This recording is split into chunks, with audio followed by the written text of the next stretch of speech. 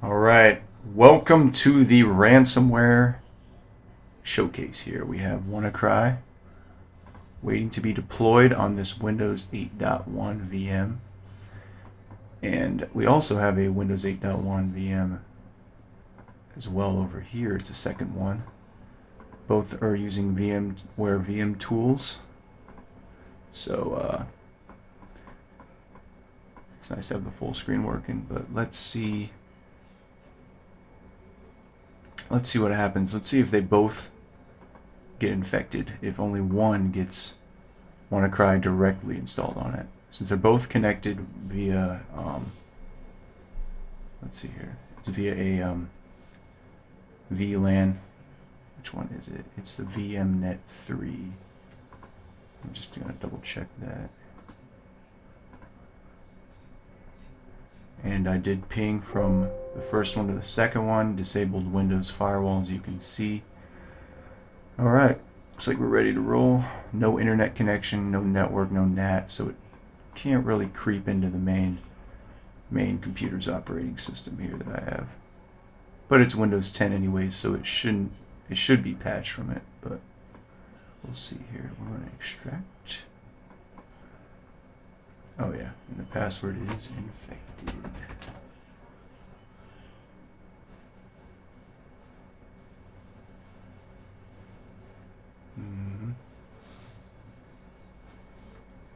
There we go.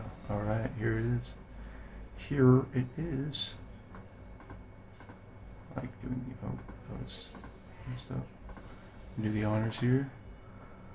Da-da-da. Oh, it can't be reached. Too bad.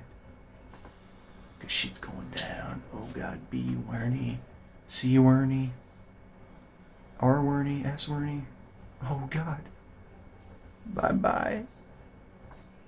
Wait for it. Oh, the choppiness has come. Here comes the chops. I'll even open Task Manager here. And I don't think it's going to be using a lot of CPU, but it's still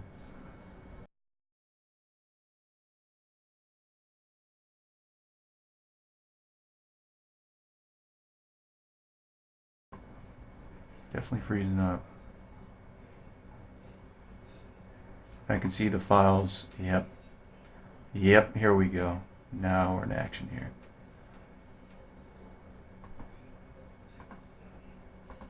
Should have put some files over here to see if they were encrypted. Now I think there aren't any like pictures folder we can look in and see if theirs are encrypted. I just kind of assumed the screen would pop up. This whole background right here.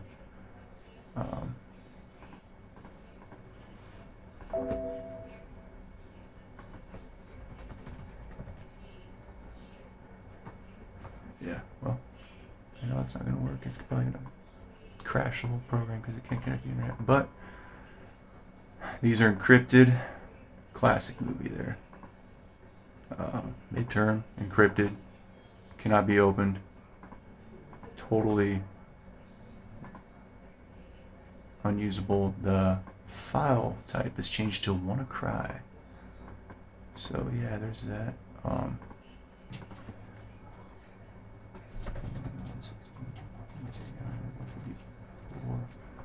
My memory sucks. 178, 198.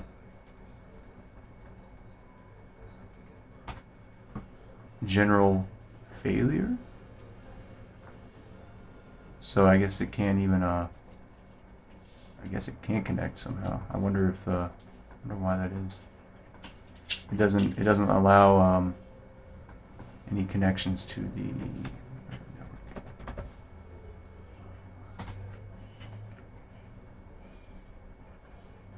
not network discovery, but more like network and sharing center.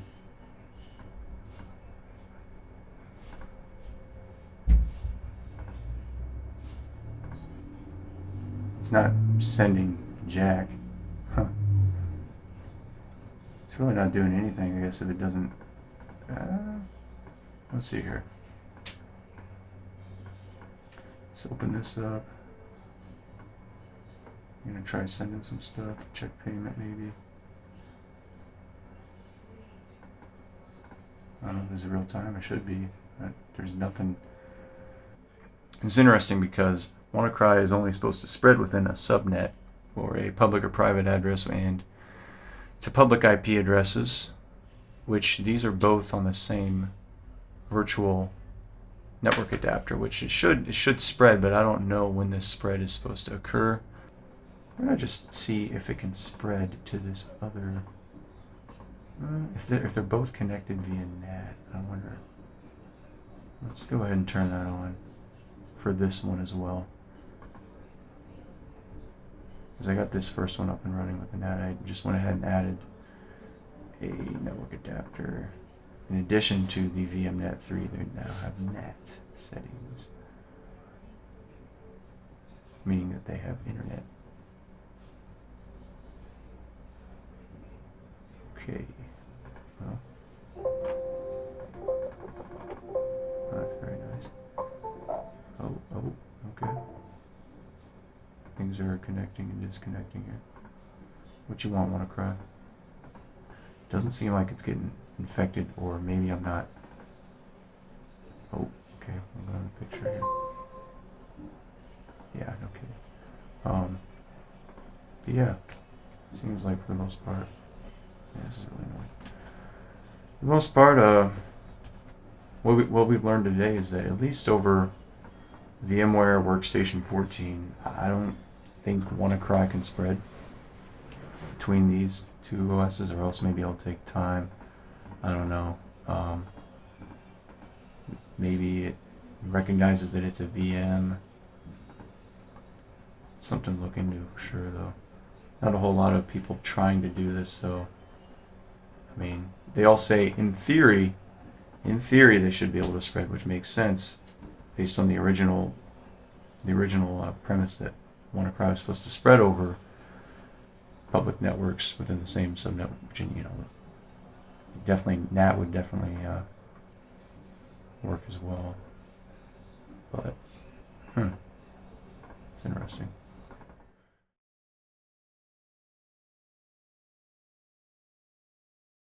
All right, so we got a Kali Linux VM right here installed with Wireshark running right now on the same network as this Windows 8, the second one that did not get infected by the WannaCry. Now this one is in for a treat. This guy, he's gonna get a little Petya action going here. But as we can see, if we do a little pinging to the Linux, to the Kali one, Wireshark, which has already been running for a while. Wireshark will pick up on that. All right, so we got so 131 is now the one that we're coming from right here. The Ethernet adapter. Ethernet 1 is the VLAN 2. So this is the one, see, hitting the default gateway right there. Apparently Kali Linux or Petya will be able, since it is like a worm, we'll be able to see it kind of spread, or try to spread its seed all over the place, if you will. So we're gonna go ahead and run this boy. I got a snapshot in place this time. We're going to go ahead and, well, let's see here. So process hacker. I don't really know if I need to use that. I'm just gonna straight up open it up, extract it, see what happens. Apparently this Petya will wait an hour to reboot, and then it'll have its dreaded screen that you will see here in a little bit. So but we're gonna go ahead and let it do its thing right now, and I think we'll go ahead and reboot it. But we'll go ahead and extract all the two. Password is what it was before, infected, from the zoo. And are we seeing anything happen here? The source, that's what I'm looking at. I'm looking at this.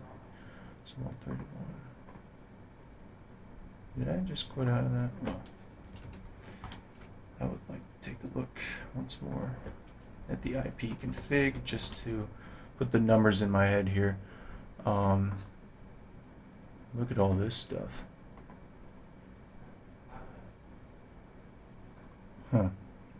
Well, let's here's a bin file. What you gotta do is rename this bin. I had to make sure which one.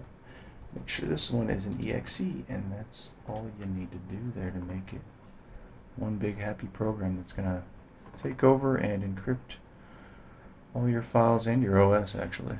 So yeah, that's a good time. So we'll go ahead and let it do its thing. What do you think? What do you think? All right. What are you gonna do? You know, open it up. Yeah. So, as a matter of fact, check Task Manager. There it is. It's working. It's twerking. But so here it is. 131. Trying to go to 239 and search.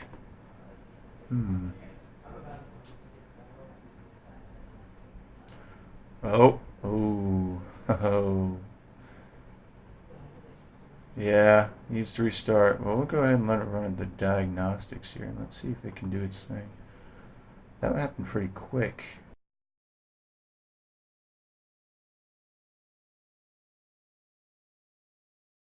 In the top right, the CPU usage overall just jumped. It spiked right after Petya done his thing.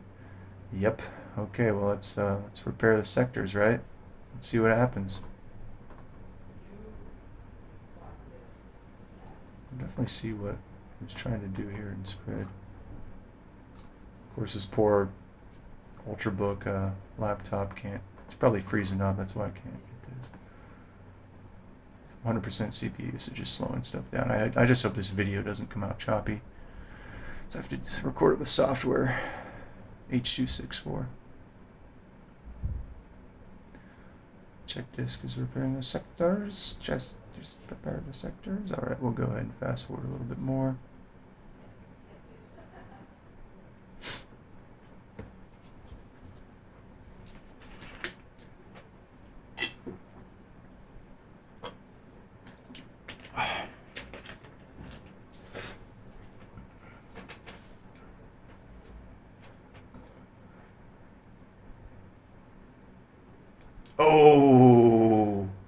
Oh snap.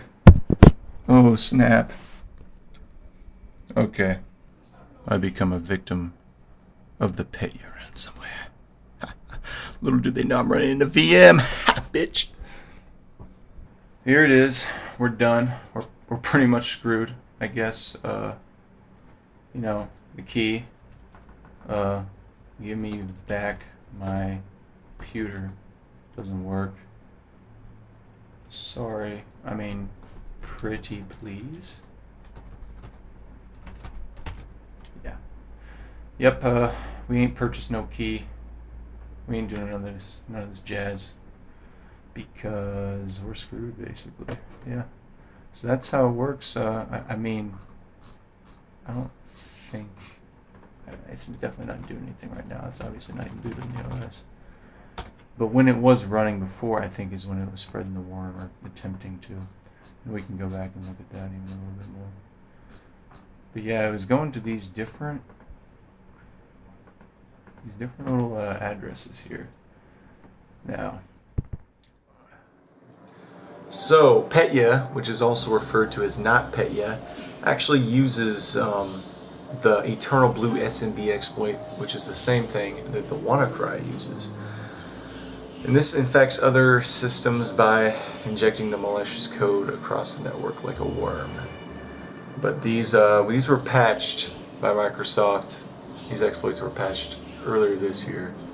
So yeah, WannaCry and Petya, or NotPetya as it's referred to, is because it's not actually built on the original Petya family or whatever. But it's really confusing because it's Petya, but it's not Petya. Apparently that's what I ran, was NotPetya.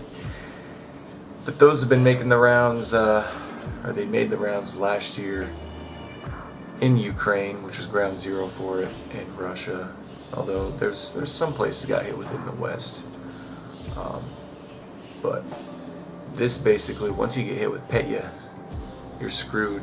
It not only does it lock you out of your hard drive like that.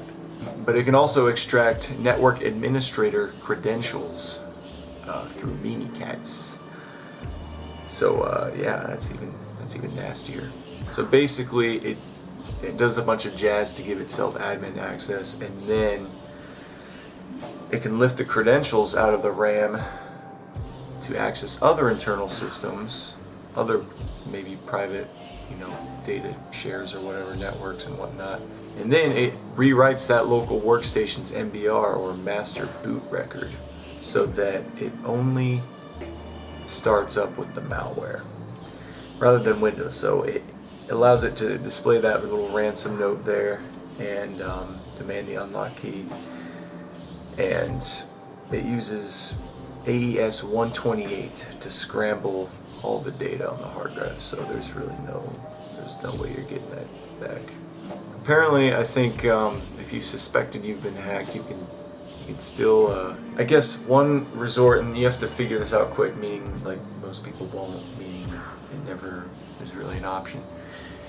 Before it rebooted into the BIOS, if you will, or past the BIOS into the skull of death screen, you could theoretically shut down the computer, take out the hard drive before everything gets scrambled, because it was doing that at the beginning, I believe, of the reboot, and then your files would be safe. But this is deadly. It's deadly.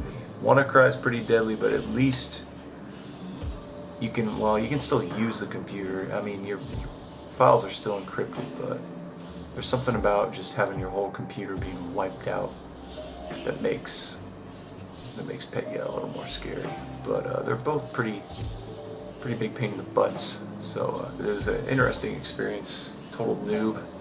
Checking out how these things work. Definitely don't know how they work. Totally.